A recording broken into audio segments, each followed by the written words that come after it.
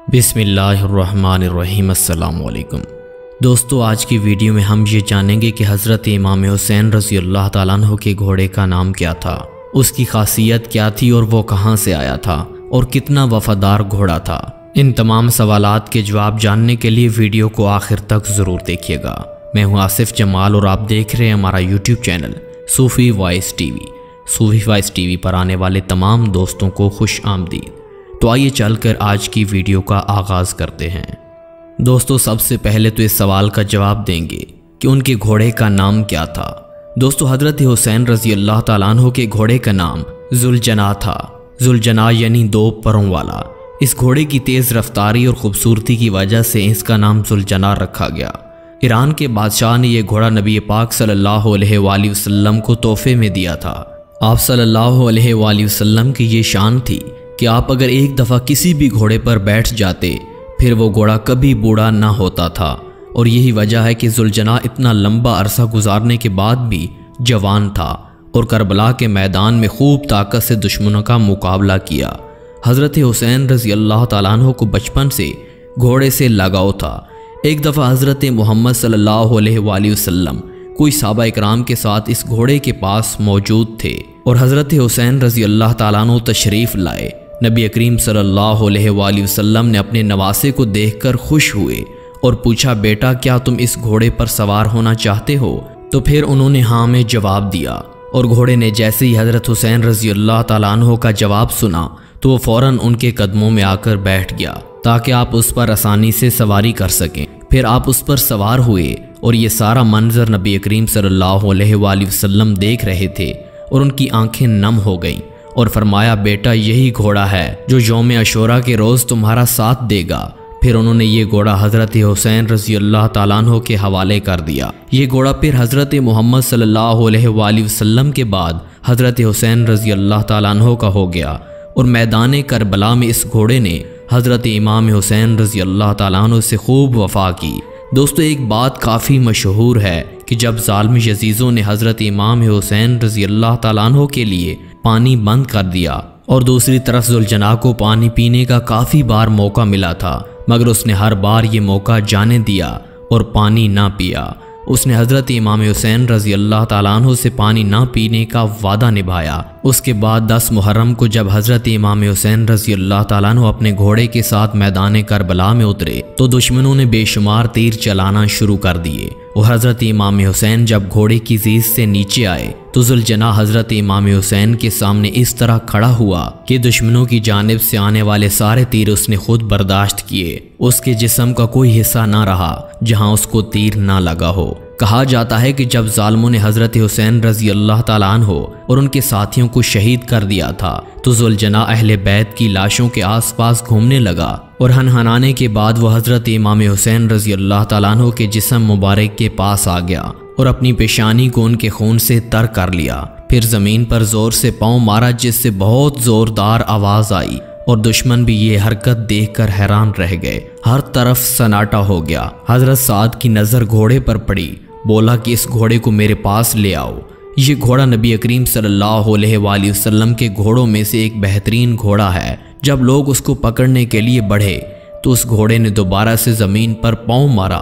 ये देखकर लोग पीछे हट गए। फिर उमर साद ने कहा कि इसको अपने हाल पर छोड़ दो, देखते हैं ये आगे क्या करता है। फिर वो घोड़ा वहाँ से निकल गया और हज़रत हुसैन रज़ी अल्लाह ताला अन्हु के जिस्म मुबारक के पास आकर रोने लगा। इस वाक़े के बाद एक रोज़ एक शख्स इमाम बहकी के रहमतुल्लाह अलैह की खिदमत में हाजिर हुआ और अर्ज़ की कि हजूर आप ये सारा मंजर खुद देख रहे थे, तो आपने उस वक्त क्या देखा? उन्होंने रो रो के जवाब दिया कि जब इमाम हुसैन रज़ी अल्लाह ताला अन्हु घोड़े की ज़ीज़ से नीचे गिरे तो घोड़ा उनको बचाने के लिए उनके सामने आ खड़ा हुआ, जिससे सामने से आने वाले तीर घोड़े को लगे। ज़ुलजना भी चीख चीख कर यज़ीज़ों से कह रहा था कि लानत हो तुम पर लोगों जो रसूल अल्लाह सल्लल्लाहु अलैहि वसल्लम के नवासे हज़रत इमाम हुसैन को कत्ल कर रहे हो। फिर उस शख्स ने एक और सवाल किया कि क्या वो घोड़ा कुछ और भी कह रहा था। ये सवाल सुनकर ज़ोर ज़ोर से रोने लगे और कहा, वो घोड़ा ये भी कह रहा था कि ऐ मेरे प्यारे आका, आप एक बार मेरी पीठ पर सवार हो जाओ, मैं आपको इन जालिमों से बहुत दूर ले जाऊंगा, इतनी दूर के इन जालिमों का कोई तीर आपको छू नहीं सकेगा। फिर हज़रत हुसैन रज़ी अल्लाह ताला अन्हु ने ज़ुलजनाह से कहा कि जाओ तुम खैमे में चले जाओ और मेरी माओ बहनों को खबर दे दो कि आपका हुसैन अब अपने नाना के पास पहुंच गया है। यही सुना और ज़ुलजनाह खैमे की जानिब दौड़ा और खैमे से बाहर ज़ोर ज़ोर से आवाज़ें लगाने लगा। अहले बैत की ख़वातीनों ने घोड़े को ज़ख्मी हालत में देखा और सोचा कि सवारी तो है मगर सवार नहीं। फिर बीबी सकीना दौड़ती हुई ज़ुलजनाह के पास आई और कहा, ऐ मेरे बाबा के घोड़े, मुझे ये जानना है कि जब बाबा मैदान में जा रहे थे तो उस वक्त वो प्यासे थे, क्या उन्होंने पानी पिया था या फिर उन्हें प्यासे ही शहीद कर दिया गया है? और तुम्हारी हालत भी यही बता रही है कि उनको शहीद कर दिया गया है। ये सुनकर ज़ुलजनाह हनहनाने लगा और अहले बैत की ख़वातीन घोड़े को देखकर ज़ारों के तार रोने लगी। वो शख्स फिर हज़रत इमाम बैकीकी से पूछता है कि आखिर में ज़ुलजनाह का क्या हुआ था। वो जवाब में बयान करते हैं कि यजीदी उस घोड़े को पाना चाहते थे मगर उनकी पकड़ में ना आ सका, लिहाजा फिर ज़ुलजनाह ने अपने आप को नहर फ़रास्त के हवाले कर दिया और कहने लगा कि जब मेरा सवार मेरे आका अलैहिस्सलाम ही नहीं रहे तो मेरा क्या काम। फिर वो नहर फ़रास्त में कूद गया। इस तरह उसने फिर वफा निभाई। दोस्तों, ये था ज़ुलजनाह यानी हज़रत इमाम हुसैन रज़ी अल्लाह ताला अन्हु के घोड़े का वाक़या। दोस्तों, यहाँ पर एक छोटी सी मिसाल है कि ये हजूर अकरम सल्लल्लाहु अलैहि वसल्लम और हज़रत इमाम हुसैन रज़ी अल्लाह ताला अन्हु के घोड़े की वफ़ा थी तो हम उनके पैरोकार हैं। क्या हम 5 वक्त की नमाज अदा नहीं कर सकते? क्या हम कुफ़र का मुकाबला नहीं कर सकते? क्या हम अल्लाह के रास्ते पर नहीं चल सकते? क्या हम नबी पाक सल्लल्लाहु अलैहि वसल्लम की सुन्नतों को नहीं अपना सकते? क्या हम ज़ना को नहीं छोड़ सकते? क्या हम गाली गलौज को नहीं छोड़ सकते? क्या हम शराब जुआ वगैरह को नहीं छोड़ सकते? क्या हम किसी के साथ ज़्यादती करने को नहीं छोड़ सकते? क्या हम उस अल्लाह की इबादत नहीं कर सकते जिसने हमें पैदा किया है?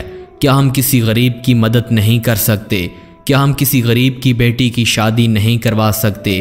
क्या हम किसी पर ज़बरदस्ती करना नहीं रोक सकते?